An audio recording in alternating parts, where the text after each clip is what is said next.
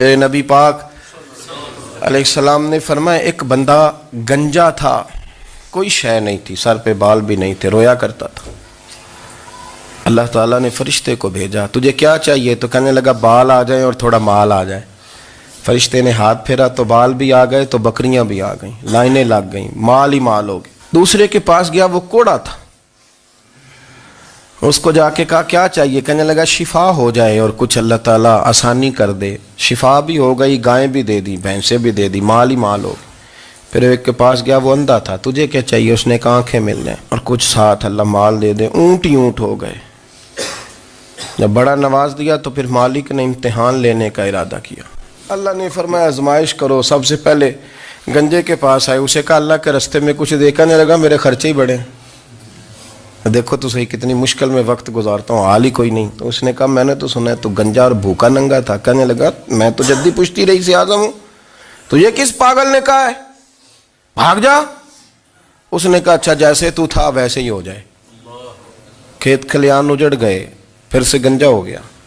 حضور علیہ السلام فرمانے لگے، پھر وہ اس کے پاس گیا جو کوڑا تھا، اسے کہا کچھ دے۔ کہنے لگا خرچے ہی بڑے۔ اس نے کہا میں نے تو سنا تو پہلے کوڑا تھا۔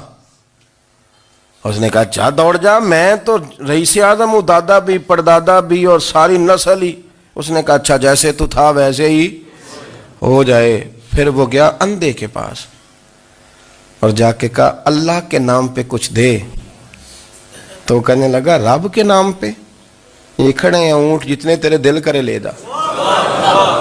اس نے کہا کیا معنی اس بات کا؟ کہنے لگا یار تجھے کیا بتاؤں، میں تو اندھا تھا، میں نے تو کبھی دنیا دیکھی نہیں تھی، پھر اس کریم نے فضل کیا تو مجھے بڑا کچھ دکھایا۔ وہ کہنے لگا تو اللہ کے نام پہ جان مانگ، میں وہ بھی دینے کو تیار، میرے پاس تو شے ہی کوئی نہیں تھی، مجھے تو اپنا پتہ ہے، میں تو کوئی شے نہیں تھا، کچھ نہیں تھا میرے پاس، یہ تو ان کا کرم ہے کہ رخ ان کا ادھر ہے، اور مختصر سی میری کہانی ہے، یہ جو بھی ہے ان کی مہربانی ہے۔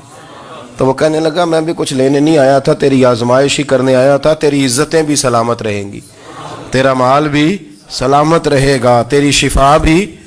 اپنی زندگی میں کبھی بھی اللہ کی بارگاہ سے توجہ ادھر ادھر نہ کریں، چھوڑیں لوگ کیا کر رہے ہیں، دنیا کیا کہہ رہی، کبھی بھی اپنی توجہ دائیں۔ ہمارا یہ مسئلہ بن گیا کہ ہماری سیاست ہے، ہماری دنیا داری ہے، ہم بندوں کو راضی کرنا چاہتے ہیں، ہم دیکھتے ہیں کون کس طرح، اور آپ یقین کریں آپ تھک جائیں گے، بندے راضی نہیں ہوں گے، وہ نہیں راضی ہوتے۔ آپ ان کو منا کے لائیں گے تو ادھر والے نکل جائیں گے، ادھر کو منائیں گے تو ادھر والے نکل جائیں گے۔